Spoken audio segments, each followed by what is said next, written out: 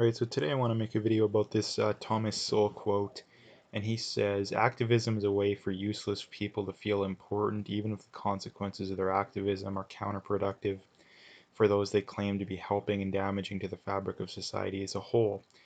And it's very good. It's a very good quote because, I mean, he's right.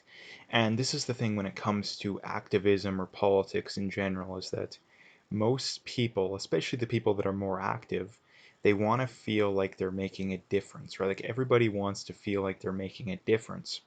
The problem is that the amount of difference you make is pretty much proportional to the willing of pushback you're willing to accept. Like, and for the simple, the simple reason being, the greater change you're going to bring to society, the more pushback you're going to receive. Because when it comes to most people, what they're pushing, I don't know about most people, but a pretty good amount of people, actually, I would say it's probably a slight majority, probably a little bit of a majority, what they're pushing for is just more of the same. Like you look at most of the Antifa types and all, pretty much everyone on the left as a whole. I mean, Antifa is different than the average leftist in that Antifa wants to completely destroy the system and build it up in the way they want.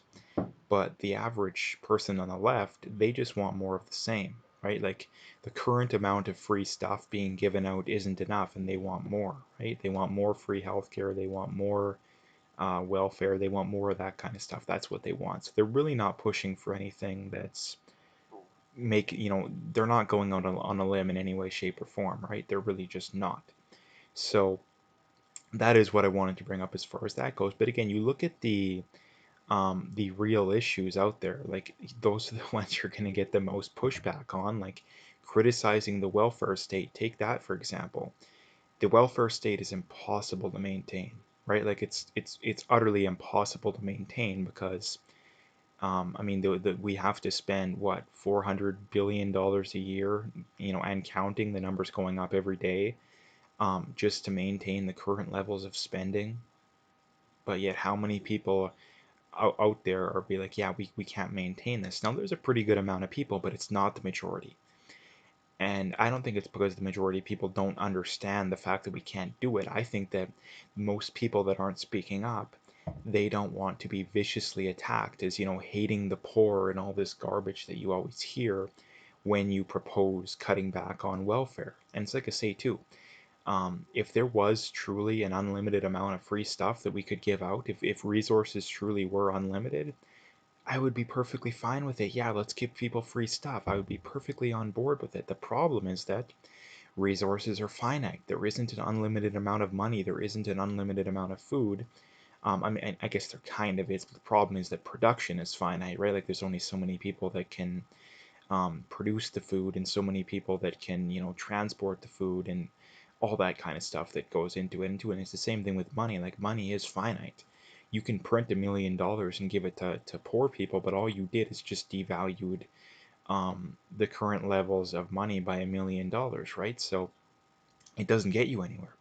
But that's the problem where these kind of people go wrong, is that I mean, this is the problem too when it comes to discussing welfare and healthcare and all this kind of stuff, is that the hiccup isn't whether or not it would work, right? Like the hiccup isn't that, and that's where the debate usually lies. The reality is that the real hiccup is for the group of people who understand that you can't give away unlimited anything, and the people that think that you can. Because from the left's perspective, they genuinely think that you can just give it away for free in unlimited quantities, right? And from the right's point of view, they understand that it's a finite resource.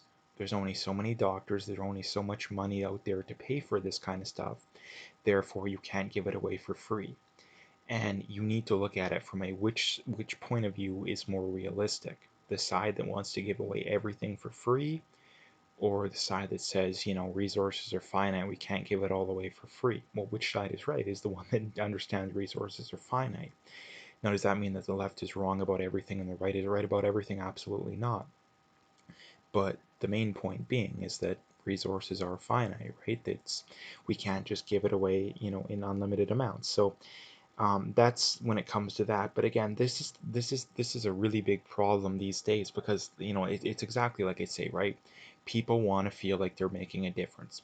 The problem is on the flip side, most people want to do the least amount of work, but make it appear as if they're participating in this grandiose change, and what they're doing is making such a big difference in the world, when reality is all they care about is satisfying their own guilt, right? Because if people do nothing, they feel guilty, and rightfully so, right? Like if you're doing literally nothing to help society, especially when you're capable of doing a lot, because again, a lot of people, they're really not capable of it, right? Like they're just barely getting by, they're just barely hanging by a thread. Um, I understand that, but if you actually have the knowledge, like if you have the knowledge, and it may not be the knowledge in everything, right? Maybe you just know a lot about one topic. You kind of feel like you owe it to society to spread the truth and spread, whatever. And if you don't do it, you feel guilty. But again, on the other hand, most people are lazy. They don't want to do a whole lot. They don't want to do more than they have to. So they do the least amount, but they pick areas and topics to it's like, oh yeah, we're changing the world, but in reality all you're really doing is posting on social media, right? Like it's take the whole black square example. You have millions of people posting black squares, but yet how many of them actually are physically you know donating their time or donating money um, to help all the to help poor people or help black people? Like how many people are actually taking time out of their day, and I mean real time, not 2 minutes to post a black square?